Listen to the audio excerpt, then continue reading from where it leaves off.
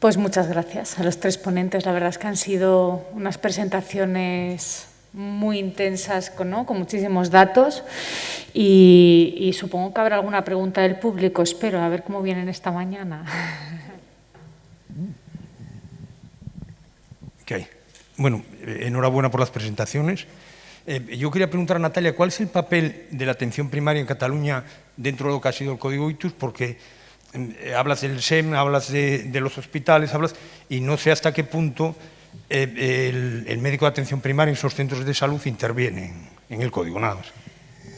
Sí, sí, totalmente. Bueno, la verdad es que el hecho de que no haya dicho atención primaria en la presentación demuestra un poco a veces también como a veces nos olvidamos un poco de ese bajo porcentaje de pacientes que acuden a los centros de salud que tienen servicio de urgencias, ¿no? En Cataluña no sé aquí cómo funciona, pero de los centros de salud algunos tienen servicio de urgencias 24 horas y un 5% o así de los códigos ictus se originan en estos centros. Es verdad que son pacientes muchas veces con clínica más leve, ¿no? Clínica más atípica, que no es o sea, por ejemplo, muy pocos de ellos acaban en una trombectomía. Pero bueno, sí que hay un 5% de los códigos ictus que se originan en estos dos centros. Y es verdad que a veces cuando hacemos formación, recordamos los criterios, pues se hace mucho a nivel de urgencias de hospitales y del SEM y cuesta más hacerlo a nivel de primaria.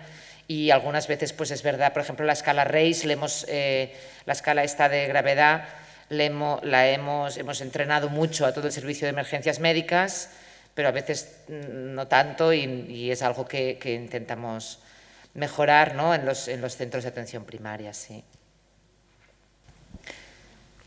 El micrófono. Hola, buenas.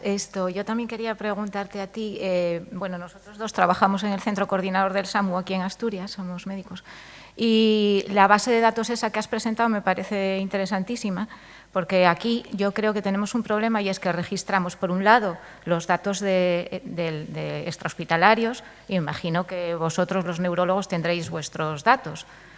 Pero vosotros, ¿quién vuelca esos datos conjuntos? Quiero decir, ¿existe una plataforma online en la que tiene acceso tanto el hospital como el servicio extrahospitalario?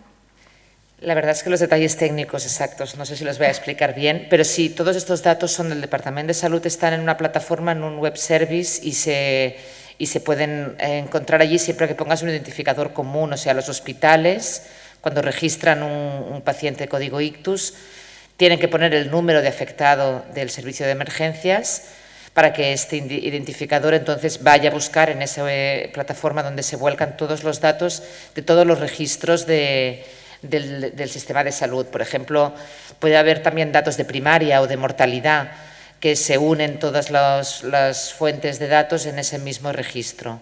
Sí, pero claro, no es automático, ¿eh? Eso también es verdad que la verdad es que lo que tenemos es una joya, pero hay una queja continua de que esto es manual y los hospitales entran los datos manualmente en este registro, ¿no? Que no es un volcaje automático de los sistemas de información de los hospitales a ese registro, ¿eh? O sea que en los hospitales con mayor volumen pues son 3 o 4 horas dedicadas semanalmente a rellenar este registro. Y ha habido épocas un poco que cuesta, que el año pasado con el COVID pues costó mucho mantener el registro. Estamos trabajando para que sea lo más automático posible y el hospital automáticamente, cuando se codifica el diagnóstico de ictus, mande una serie de datos automáticamente. Bueno. Yo me gustaría añadir, por aclarar que Natalia lo sabe, es que hay una coordinación en Cataluña que va más allá, que es un ente superior, ¿no? Que depende del Departamento de Salud y que establece, sí, aquí tenemos un PECAI y se gestionan las derivaciones, las modificaciones del código ictus, pero luego hay un soporte institucional importante, ¿no? El que ella representa ahora, que es el que favorece que estos registros existan, que se mantengan, que haya una aplicación informática detrás que va ¿no?, funcionando, y también hay audits, ¿no?, o sea, se auditan todos esos datos, esa evaluación centralizada que nos hablaba ella, telefónica, que la hace enfermería especializada, pues es fundamental, ¿no? Nosotros, como bien decías, nosotros aquí, bueno, partíamos de que no teníamos registros de actividad cuando yo llegué, y empezamos a ponerlos en marcha, pero con mucho esfuerzo. Entonces es un esfuerzo, efectivamente, vosotros tenéis vuestros datos, nosotros es un registro por nuestra cuenta, tenemos que buscar a ver quién hace esa evaluación de los 3 meses, que le hemos ido haciendo según quién está en el servicio disponible, o el becario, o yo durante los primeros meses. Es muy complicado hacerlo. Si ya existiendo algo institucional es complicado, pues si no es institucional y no es un poco obligatorio, con soporte, ¿no?, de personal. Y yo creo, y aprovecho así como parte de la discusión, que es una de las partes que hemos ido hablando, sobre la necesidad de registrar. Yo en mi presentación hablaré sobre eso, y creo que es una de las partes fundamentales, que las instituciones, o sea, nosotros no podemos solo como médicos o sanitarios hacer actividad, tenemos que registrarla bien y analizarla. Porque no solo somos números, no solo hacemos números, hacemos muchas trombectomías, y luego os presentaré en mi parte también algunos datos que ya Pedro ha presentado, pero bueno, hay cosas en las que mejorar. Si no las analizamos, como decía ayer María Jesús, ¿no?, en la parte del paciente, si no lo miramos o no escuchamos o no vemos lo que hacemos, no lo podremos cambiar. Y yo creo que ahí sí que igual tendríamos que hacer un esfuerzo a nivel comunitario, que somos una comunidad pequeña, porque tenemos la suerte de ser una provincia solo. Imagínate, Cataluña, pues son un montón de, ¿no?, las 4 provincias, y aún así tienen, que para mí pues es un ejemplo, bueno, para nosotros, desde la Coordinación Nacional, que decir, no hay otra región que esté tan bien en el sentido del ictus estructurada en este sentido. Sí, totalmente. El que exista un plan director reconocido por el departamento es clave. O sea, yo hace solo 2 años que estoy al cargo, pero el plan director hace 15 años que existe, y las personas que han estado dirigiendo el plan han sido muy activas, y por eso el plan se mantiene. En Cataluña hay otros planes directores, ¿no?, pues el de oncología, el de cardiología, y bueno, mientras hay una persona experta al cargo, y tienen todo el soporte de la administración. Y por ejemplo ahora pues con el plan europeo de ictus que hay, ¿no?, de que no solamente tenemos que trabajar la fase aguda, sino la fase después del paciente, creo que ayer hablasteis mucho de esto, ¿no? Pues bueno, tener un plan director da fuerza para que las autoridades se lo crean y tú puedas seguir avanzando y reclamando un poco lo que se necesita para mejorar, ¿no?, la atención, si no sería imposible. Hola, buenas, enhorabuena por los 3. Mi pregunta también es para Natalia. Natalia, hablaste de los hospitales pequeños, de traslado de los pacientes a los hospitales principales terciarios. ¿Les está funcionando o echáis en falta esas ambulancias con traslados de personal, me refiero médico, enfermera, más tipo SAMU, medicalizadas, que con técnicos solamente, en pacientes que por ejemplo no paran en esos primeros hospitales y ganan esa hora y tal? Sí, ese es un poco un problema que nos encontramos. El traslado primario lo hace una unidad con un técnico sanitario, una unidad básica. Pero luego, si el paciente en un hospital de no trombectomía inicia un tratamiento trombolítico, ahí sí que tenemos que poner en marcha otra segunda ambulancia en la que haya médico. Y esa sí que cuesta, hay menos recursos, tarda en llegar, y lo vamos monitorizando y vemos el tiempo que pasa el paciente en ese hospital, pero ahí es uno de los puntos un poco a veces más dificultosos de cómo activar esa unidad medicalizada. Pero bueno, en Cataluña se priorizó la atención rápida del paciente con un ictus, y como hasta que no tengas un TAC tampoco puedes ofrecer mucho tratamiento, pues se priorizó mucho el hacerlo en primera atención con una ambulancia no medicalizada. Sí, bueno, no, evidentemente la central de coordinación, la central de coordinación, fíjate que en la diapositiva ponía un 80%, porque la central de coordinación valora, y si el paciente está con un Glasgow bajo, está en una situación inestable, a veces los pacientes más jóvenes, entonces va una ambulancia medicalizada. También depende mucho de la región y del recurso que haya, Sí. Y luego el tema del transporte aéreo, no sé si aquí está existe y desde áreas más alejadas, eso también nos cuesta. El tema de los helipuertos, que no tienen permisos para volar de noche, que no siempre hay un hospital receptor y al final son muy pocos los casos que acaban viniendo por vía aérea, ¿no? Es bastante anecdótico. Y en las áreas más alejadas de Cataluña pueden ser 2 horas de traslado por carretera, ¿no? Y una cosa muy importante en este sentido, perdón, que quisiera insistir, no lo he dicho antes, es el retorno del paciente. No sé cómo, luego Elena nos contarás cómo os organizáis aquí, pero el código Ictus está muy claro que son 30 hospitales, 15 de ellos son hospitales más pequeños, ¿no? 10 con unidad de Ictus, ¿no? Pero el código Ictus ofrece el tratamiento, pero al cabo de 24 a 48 horas, si el paciente ya está estable, vuelve a su hospital de origen y esta es un acuerdo que tiene que funcionar así, porque si no, para luego continuar. O sea, es simplemente el ofrecer el tratamiento de trombectomía. Luego ese paciente no tiene por qué quedarse en el centro terciario el resto del ingreso. Rápidamente vuelve y entonces así también los neurólogos de los hospitales que no hacen trombectomía, pero que también son neurólogos vasculares, se asumen, ¿no?, el seguimiento y el diagnóstico de ese paciente. Entonces eso también está muy claro, ¿eh? Enseguida devolvemos al paciente. Depende. No, pero la mayoría de veces ya vuelve en frío y vuelve con una ambulancia también básica. Nosotros, quiero decir, esto a veces lo hacemos, claro, aquí hay 2 unidades de ictus, no lo hablaré yo en mi presentación, que es UCA y Cabueñes. Cabueñes no tienen trombectomía. Ahora se ha tenido que marchar el doctor Casado, que precisamente trabaja en la unidad de ictus de Cabueñes. Y sí que, dependiendo del volumen que tengamos, hay veces que el paciente después de la trombectomía lo hemos devuelto. Si tenemos la unidad llena y con más gente por entrar, lo devolvemos. El mismo día es muy raro, pero vamos, al día siguiente el paciente, incluso antes del TAC de control en algunas ocasiones, se va porque va a una unidad de ictus donde va a continuar los cuidados.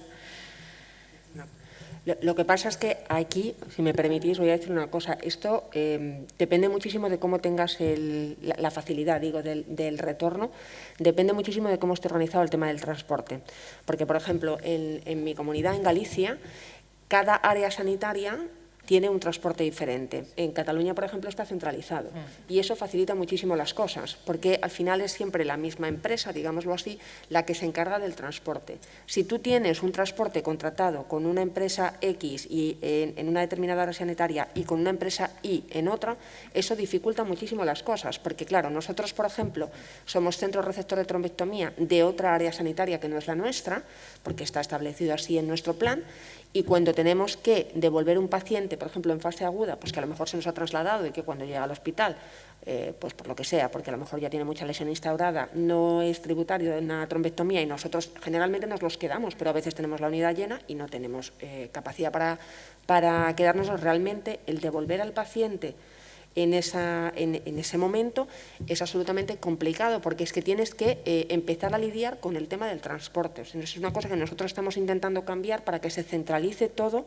en una única empresa, porque eso facilitaría muchísimo las cosas, establecerían los recursos que son necesarios independientemente del área sanitaria y al final la propia empresa se organiza para tener pues, las unidades básicas o las unidades medicalizadas que se precisan, cosa que, por ejemplo, ahora mismo en Galicia no ocurre y eso dificulta mucho las cosas. Quiero decir que es una cosa que a veces no se tiene en cuenta en el plan Ictus, pero cuando se hace el plan Ictus de la comunidad, pues realmente es un tema que es importante, lo del tema del retorno, porque si no los centros terciarios, claro, se colapsan y no dan abasto para admitir a todos los pacientes.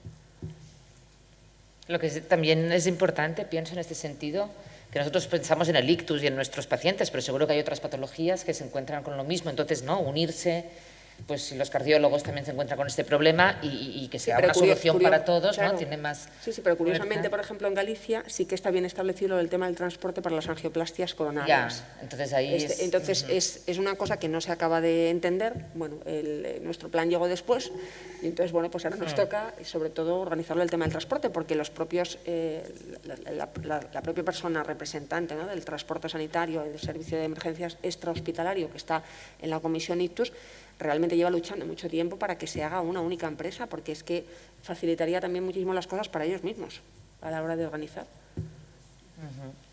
Pedro, yo te quería preguntar a ti, que trabajamos tan conjuntamente, ¿cómo ves la evolución de los dispositivos? ¿No? Ya vemos que nosotros en nuestros casos y en las publicaciones, esos dispositivos, que la verdad ha sido muy bonita la presentación, ¿no? Con el vídeo, yo creo que todos los que vamos a la sala pues ya lo vemos, pero yo creo que para vosotros ha sido muy ilustrativo, ¿no? Ver cómo sube el catéter, cómo extraemos el trombo, y nos decías que avanzaban bastante, y sobre todo lo que nos interesa es que se puede hacer en una sola pasada, como decimos, en un solo pase, conseguir una recanalización más completa. Efectivamente, uno de los parámetros más importantes, lo que pasa es que tampoco quise entrar en tanto detalle, no es tanto que se consiga la recanalización óptima de la arteria ocluida, sino que se consiga a la primera, por así decirlo, ¿no? O por lo menos en los tres primeros pases, porque es un factor que sí que es una variable que se ha establecido como predictor de buen pronóstico funcional. Entonces es importante no solo que abramos la arteria, sino que lo hagamos a la primera, y para eso pues la industria sí que está desarrollando mucho los dispositivos, un poco pues eso, buscando que sean lo más efectivos posibles para extraer el trombo a la primera. Pues, por ejemplo, cada vez la tendencia es a utilizar dispositivos de mayores diámetros y mayores longitudes que demuestran que se consigue sacar el trombo en el primer pase, y también se está desarrollando mucho la trombectomía en arterias distales, arterias de muy pequeño calibre, que muchas veces producen ictus menores, pero otras, por la elocuencia de la arteria, producen ictus muy graves, y también hay que intentar ir a por ellos. Y bueno, el desarrollo viene un poco por ahí. Yo te quería hacer también una pregunta, bueno, un comentario. Me ha sorprendido, o bueno, de hecho ya lo había escuchado hace mucho tiempo en la SEN, ¿no? El protocolo que has mostrado de que decidisteis de ir directos a la trombectomía, incluso en pacientes que estaban en ventana de TPA, como se consigue la recanalización mucho más a menudo, pues priorizabais esa terapéutica, ¿no? Es algo muy novedoso que es un tema de discusión mundial, y de hecho los últimos estudios no acaban de demostrar que eso sea superior, tampoco inferior, bueno, un poco, pero es verdad que, bueno, te quería preguntar sobre este tema, porque sí que creo que es algo como muy bastante novedoso, ¿no? Pero ¿eso es siempre así en todo el horario laboral o solamente cuando estáis disponibles inmediatamente? Pero, por ejemplo, el sábado y el domingo entiendo que estáis localizables, entonces allí sí que empiezan el tratamiento trombolítico. Yo creo que el objetivo del neurólogo es, si es posible, iniciar la fibrinolesis intravenosa. Probablemente os pueda contar, Elena, más qué problemas tienen para iniciarla pronto.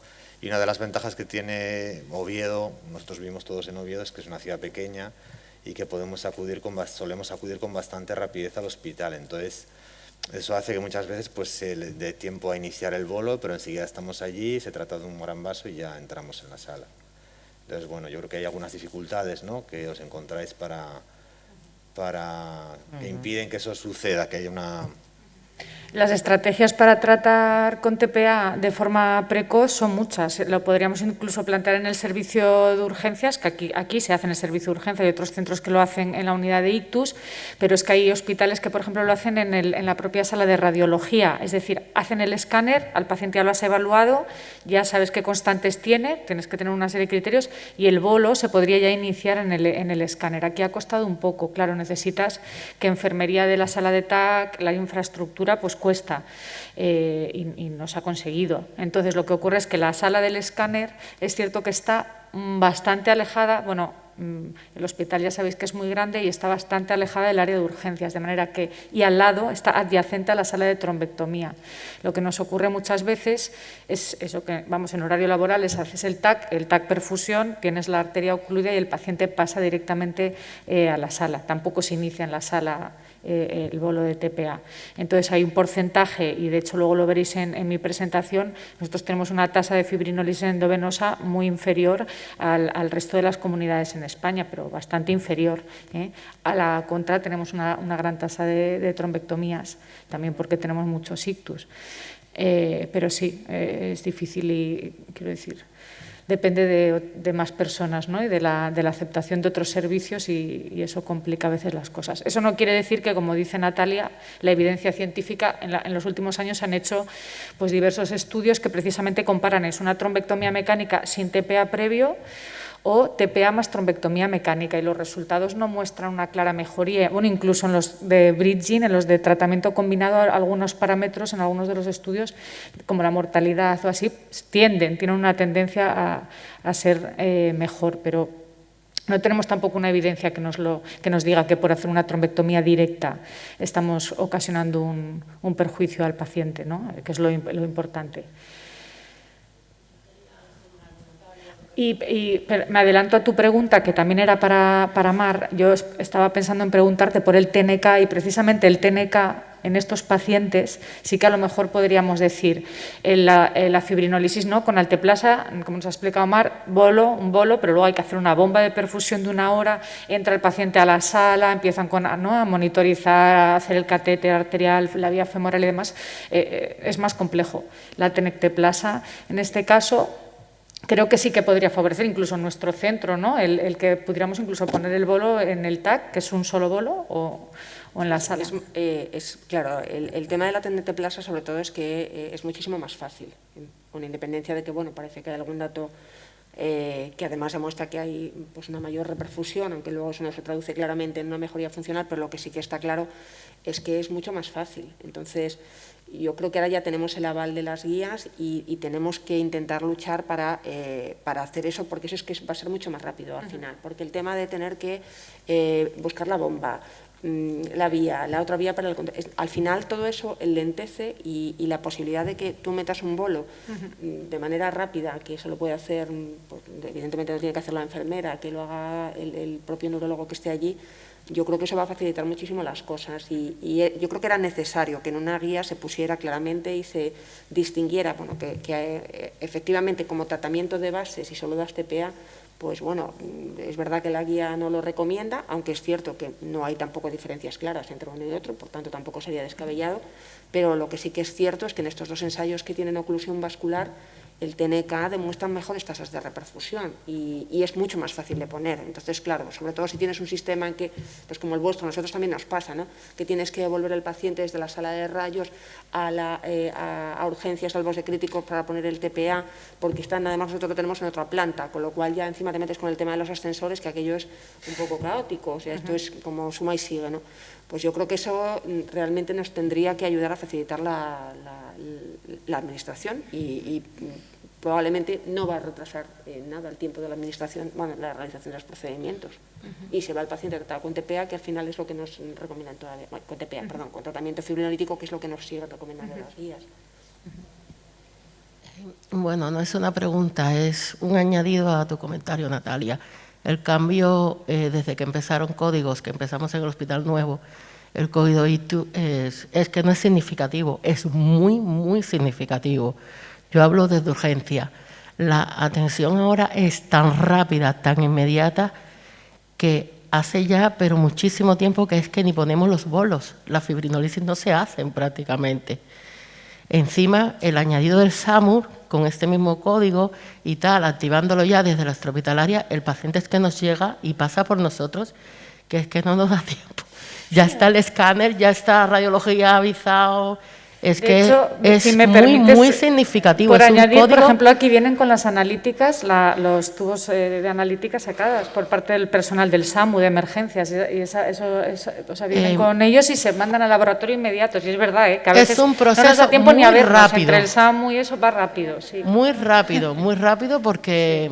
sí, aunque luego pondré algunos tiempos que todavía podemos mejorar. Sí, sí. Tenemos sensaciones, pero como os decía, hay que medirlo. Y hay algunos tiempos que... Pero sí es verdad, y lo que decía Natalia con los horarios laborales, yo me acuerdo, bueno, yo llevo 20 años en un servicio, no son pocos, para saber, y yo me acuerdo de gente incluso joven que llegaba con sintomatología neurológica y a lo mejor hasta las 8 de la mañana teníamos a una paciente, yo me acuerdo de cuando el caso de la famosa, ¿cómo se llama? Pascal, la actriz, que...